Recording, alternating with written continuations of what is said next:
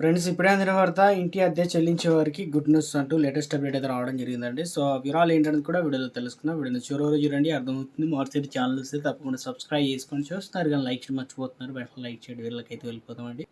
చాలా కాలం ఒక ఇంట్లో అద్దెకు లేదా భూమిని కౌలుకు తీసుకుంటున్న వారు 12 సంవత్సరాల తర్వాత ఆసక్తి యజమానులు అయిపోతారనే ప్రచారం కూడా తరచూ వినిపిస్తుంది. 12 ఏళ్ళు ఉంటే ఇల్లు మీదే అయిపోతుందనే మాట కూడా చాలామంది అయితే ఉంది. అయితే నిజంగా చట్టం అలా చెప్తుందా? ఈ విషయాలు ఏమంటున్నారనేది ఒకసారి తెలుసుకుందాం. అద్దెదారులు యజమాని అవుతారా?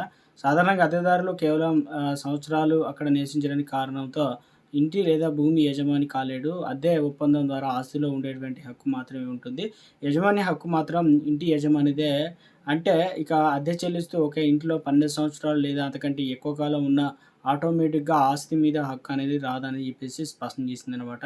అదేవిధంగా 12 ఏళ్ల నిబంధన ఏమిటి?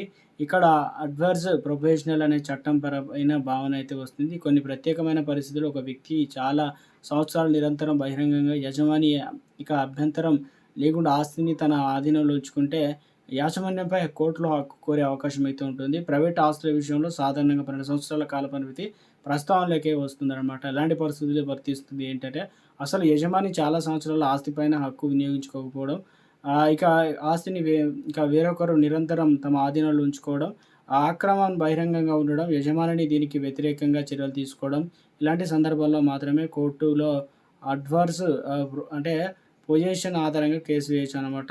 అద్దెదారులకు ఇది వర్తిస్తుందా? నిపుణుల ప్రకారం అద్దెదారుల విషయంలో ఇది అత్యంత సులభం కాదు. ఎందుకంటే వారు మొదట ఆస్తిలోకి ప్రవేశించి యజమాని అనుమతితోనే.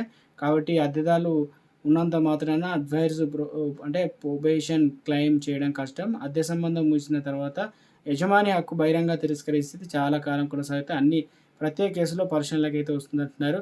చట్టపరంగా జాగ్రత్తలు అవసరం అనమాట. ఈ అంశం ప్రతి కేసులో ఒకేలా ఉండదు.